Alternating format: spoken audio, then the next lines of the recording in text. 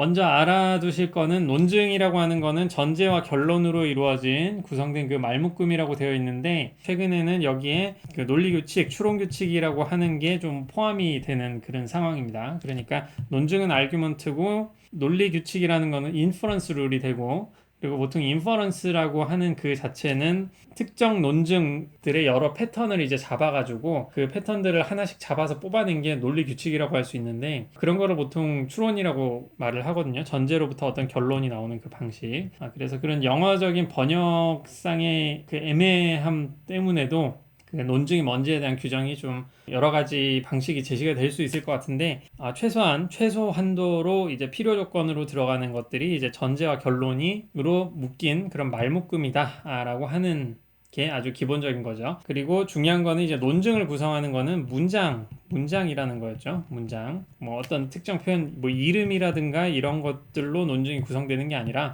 무조건 문장이어야 되고, 문장 중에서도 주장문 혹은 뭐 평서문이라고 하는 것으로 구성이 된다고 알려져 있다. 뭐 의문문 이런 걸로 논증이 구성되어 있다라고는 할 수가 없겠죠. 의문문을 어떤 특정 의도로서 논증을 좀 제시하는 아주 뭐 재미난 방식이 있을 텐데, 그러니까 질문을 하지만 듣는 사람 입장에서는 저거 주장이구나 하고 알 수 있는 뭐 그런 방식도 있는데, 그런 아주 특수한 표현 방식은 좀 제외를 하고, 기본적으로는 이제 그 논증은 문장으로 구성되어 있는데, 전제와 결론 모두 어떤 주장문이나 평서문 같은 방식으로 제시가 된다라는 것만 좀 알아주시면 되겠습니다. 그래서 본격적으로 이제 그 타당성과 중요한 건전성에 대해서 알아보도록 하죠. 예비적인 사항으로 기호 표현 같은 거 하나만 좀 말씀을 드릴게요. 여기 이런 식의 표현을 앞으로 좀 몇 군데에서 쓰게 될 텐데, 여기 DEF라고 돼 있는 거, 혹은 뭐 많은 경우에 논문 같은 데는 그냥 DF 이렇게도 적고 세미콜론 해가지고 이렇게도 적고, 아니면 뭐 위첨자로 이렇게 적기도 하고 뭐 그렇습니다. 여러 가지 방식이 있습니다. 근데 이거는 이제 정의, definition이라고 하는 거고요. definition이라고 하는 거는 보통 어떤 표현의 의미를 설명하는 방식,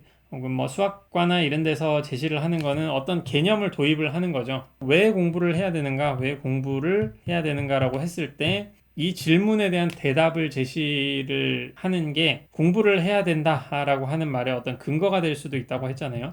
근데 그 왜 공부를 해야 되는가라는, 공부를 해야 된다라는 결론에 대한 근거를 제시를 하는 그 방식 중에 하나가 이제 공부라는 표현을 따로 우리가 규정을 할 수가 있는 거죠. 규정. 보통 정의를 제시한다. 사전에 있지 않은 내용이지만 나만의 공부에 대한 그런 거를 또 정의를 할 수 있는 그런 걸로 생각을 할 수 있는데, 철학가 입장에서 좀 얘기를 하자면 어원상으로 철학이라는 개념은 이제 필로소피아라고 해가지고 어떤 지혜나 지식을 사랑하는 바라고 얘기를 하거든요. 그래서 보통 뭐 연애를 하신다든가 아니면 뭐 취미나 팬클럽 같은 거 가입하시면은 그 대상을 정말 뭐 사랑하고 좋아하고 할 때 그 대상에 대해서 되게 알고 싶어 하잖아요. 그렇게 알고 싶게 만드는 게 어떤 뭐 감정 같은 거죠. 굉장히 이제 논리적이고 이성적인 분야가 철학이고 논리학인데, 그럼에도 가장 감성적인 게 어떤 원동력이 된다는 개념으로도 좀 보일 수 있는데, 철학에서 말하는 이 공부라는 게 약간 철학이라는 개념 자체도 사실은 한국어에서 철학이라고 하는 게 이제 한자어로 나오는 건데, 일본을 통해 가지고 애지학이라는 개념, 이거를 필로소피아를 번역해서 애지학이라고 해가지고 지식을 사랑한다라는 걸 애지학이라고 표현한 거를 이제 철학이라고 해서 이제 한국으로 또 이렇게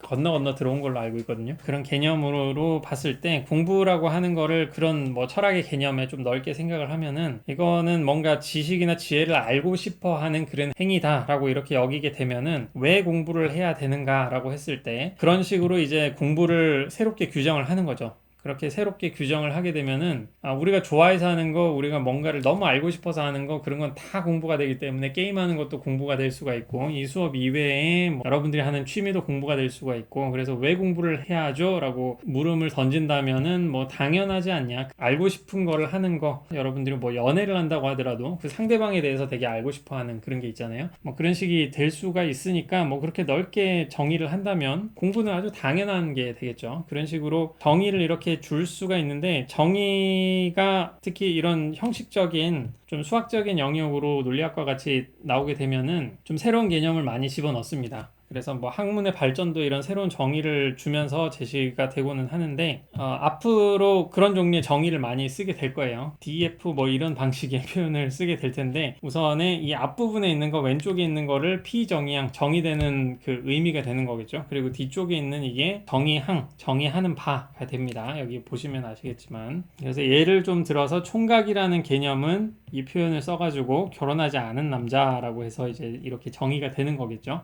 그런 식으로 좀 읽어주시면 되고 여기 따옴표를 적은 거는 총각이라는 표현을 이런 의미를 지니는 거다라고 정의를 했기 때문에 이렇게 되는 겁니다. 그래서 이거를 좀 알아주시고요. 그리고 이제 논증의 타당성에 대한 얘기를 하기 위해서 먼저 알아야 될 거는 참과 거짓값. 그러니까 어떤 문장이 있으면은 이 문장은 우리가 다룰 문장은 평서문이라고 했죠. 이 평서문이 항상 참과 거짓값을 지닌다라는 거를 전제를 할 거예요. 참도 거짓도 아닌 그런 문장도 있을 수 있지 않나요? 라고 질문을 하실 수가 있는데 참 거짓값을 통해 가지고 논증의 타당성을 평가할 때는 이 문장들이 참과 거짓값을 무조건 참이거나 거짓이라는 그 둘 중에 하나를 무조건 가진다. 그런 거를 우선 전제를 할 테고요. 이런 참이거나 거짓이라고 하는 거를 이제 truth value라고 해가지고 진리 번역하면 이거 진리고 value는 값이죠. 그래서 이거를 진리 값이라고 얘기를 할 거예요. 논리학을 처음 들어보신 분들은 되게 어색하시고 어떤 분들은 진리 값이라고 하면 되게 웃으시는 분도 있는데 그냥 영어 번역어기 때문에 그냥 진리 값이라고 하는 겁니다. 어떤 거창한 뭐 그런 게 있는 게 아니라 뭐 1 더하기 1은